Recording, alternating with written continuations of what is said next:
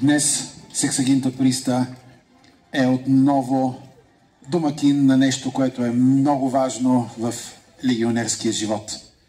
Ако си бил така погаден от съдбата, че след 25 или повече години служба в легиона си останал жив, цял, тогава ти излизаш в заслужена пенсия.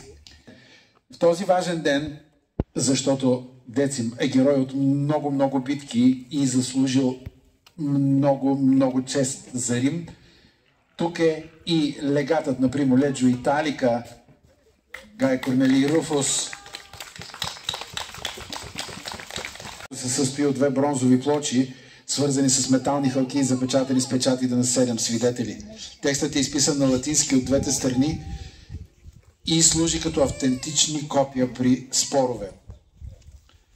В много различни археологически находки се намират тези плочи и това е знак, че тук в провинция Долна Мизия са били заселвани много ветерани. 26 години този славен легионер Друс Нерон Децим е бил като с втора кожа, облечен с лориката, защитен от скутума, предпазен от хелмета и в дясна ръка със своя верен Гладиус. Днес всичко това вече няма да е негово. То ще бъде подарено или продадено, защото една хубава броня има много животи, защото тя се предава от ръка на ръка или препродава.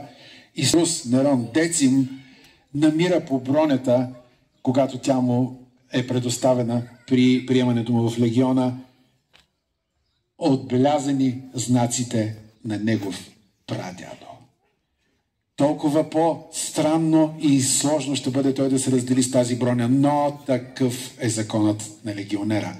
След пенсиониране, втората му кожа отива при някой друг.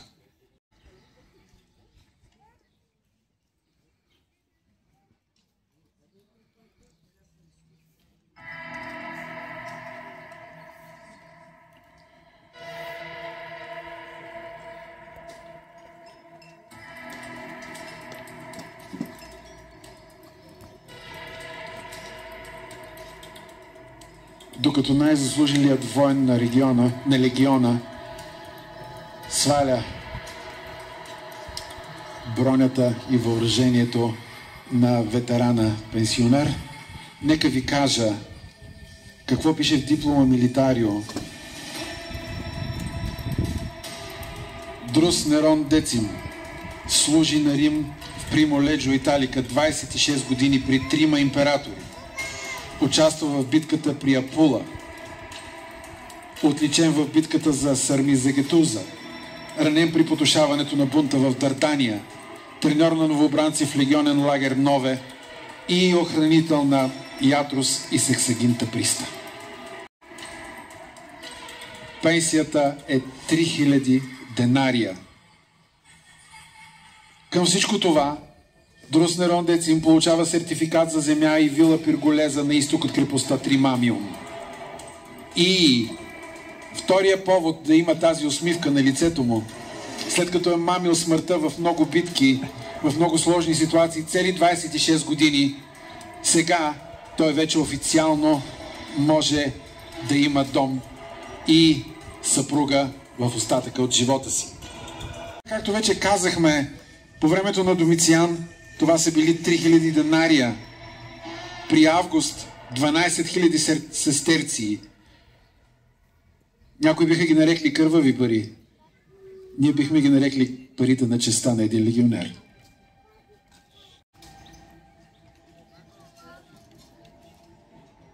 Не иска да си тръгне лорика сегментата от тези рамене, от тези гърди, които тя е предпазвала в хиляди и хиляди смъртоносни схватки.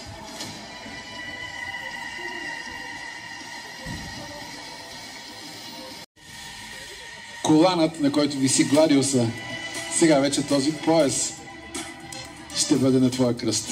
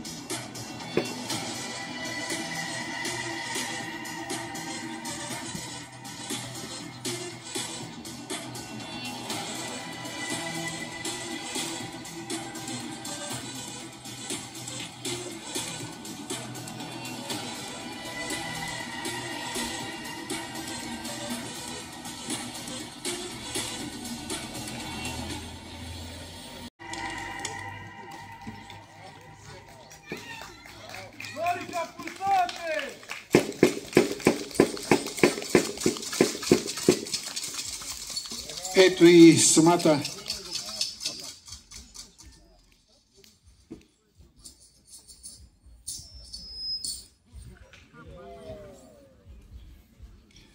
и в ръцете на легата от писаря преминава дипломата, в която е записан следния текст. Цезар, Веспасиан Август, 3 пъти консул, Понтифекс Максимус, повелител на армията и защитник на римския мир, обявява: Друс получава правото на гражданство за себе си, за своята съпруга Флавия и за своите деца Квин и Ливия.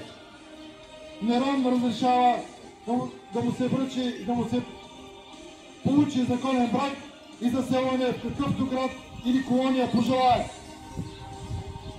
За честта на Рим и славата на легиона, приемете този знак на уважение. Дипломата вече е връчена в ръцете на нашия пенсионер. И сега, дългоочакван момент, това вече няма да бъде една връзка, която е всеки момент, да имала възможност всеки момент да бъде изненадана от смъртта на бойното поле. Тези двамата вече ще споделят живота си от тук нататък като цивилни граждани.